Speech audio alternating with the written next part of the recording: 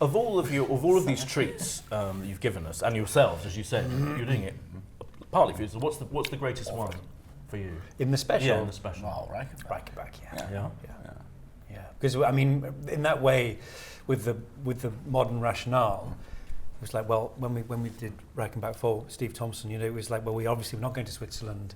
What's the equivalent? What would tie it up? Yeah. But of course, and it's a wonderful location at a high building, and it's a brilliant episode.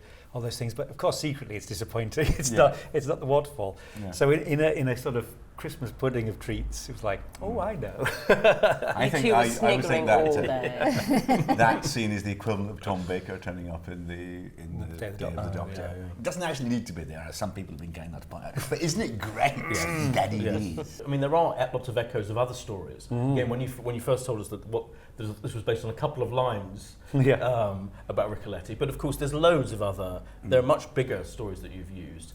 What are the things that we might not even notice that you've used? Well, I suppose Moriarty in the wedding dress is a little nod to a story called Shoscombe Old Place, which is actually a man disguised as a woman at the end. In the Jeremy Brett series, it's Jude Law, non-speaking of all people.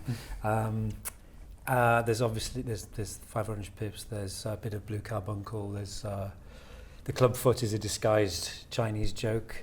Because it's Ricoletti of the Clubfoot, and I decided his opium den is called the Clubfoot.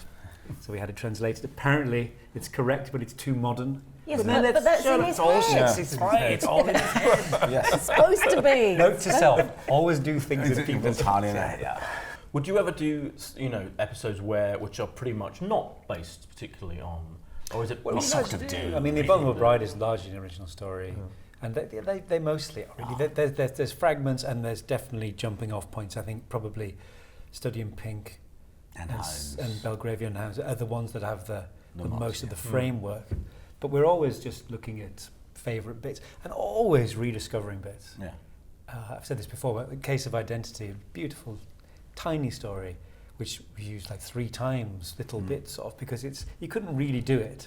It works on the page, but there are certain parts of it which are so touching and brilliantly written. That whole thing about procrastination on the doorstep always means an affair of the heart. And if she'd pulled the bell pull off, it would definitely be serious. It's lovely stuff. Yeah.